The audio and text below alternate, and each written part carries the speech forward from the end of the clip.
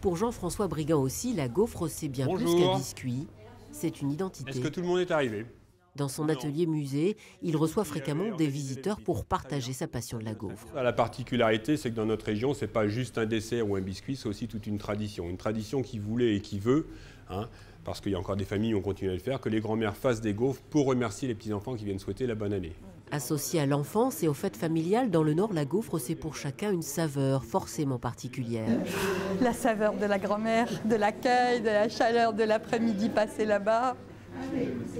C'était bien. Alors la recette que l'on a aujourd'hui, j'ai dit que je n'allais pas vous la dire, ce que je peux vous dire quand même, c'est que c'est une recette traditionnelle. Une recette là encore secrète que Jean-François Brigand a rachetée à ses prédécesseurs il y a 17 ans. Le travail de la gaufre est ici encore plus artisanal et cela fait partie du charme de la visite. Je viens ici ouvrir les 4 gaufres. Moi je pensais qu'il y avait 2 galettes qui venaient l'une sur l'autre, On ne coupait pas entre deux. On ne peut pas plus frais, toutes ces gaufres-là. Après la théorie, passage aux travaux pratiques. Voilà. Délicieux.